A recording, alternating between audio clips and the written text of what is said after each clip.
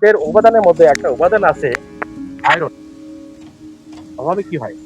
আয়রনের অভাবে রক্ত স্বল্পতা দেখা দেয়, শরীর ফ্যাকাশে হয়ে যায়, দুর্বল হয়ে যায়, হাত পা ভেঙে ভেঙে আসে, মনোযোগ থাকে না, এক জায়গায় বসলে যখন দাঁড়াবেন চোখের মধ্যে অন্ধকার দেখেন, এই ধরনের কিন্তু সমস্যাটা হয়।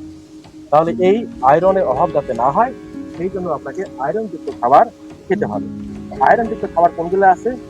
লাল শাক, কলমি শাক, পুঁই শাক, পাট শাক, মূলা শাক, সজনের পাতা, কাঁচা কলা, এই ধরনের খাবারগুলোতে কিন্তু আয়রন আছে।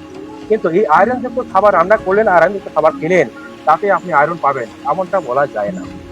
আয়রনযুক্ত খাবার যখন আপনি খাবেন তার সাথে অবশ্যই ভিটামিন সি যুক্ত খাবার খেতে হবে। যেমন লেবু, আপনি শাক খেলেন, লেবু খেতে হবে। আয়রনযুক্ত যে কোনো খাবার যখন আপনি খাবেন তাহলে কিন্তু ভিটামিন সি জাতীয়, যেমন লেবু আছে, আমলকি আছে, পেয়ারা আছে, আছে না?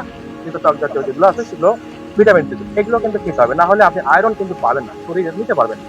আরেকটা বিষয় হলো আয়রন যুক্ত খাবার খাওয়ার পরে চা কফি খাওয়া যাবে না।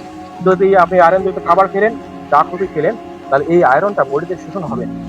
এই সতর্কতাগুলো কিন্তু আপনার অবলম্বন যদি আপনি না করেন তাহলে শুধু খাবার খেলেন আর পুষ্টিকর কিন্তু আপনি পুষ্টি পাবেন।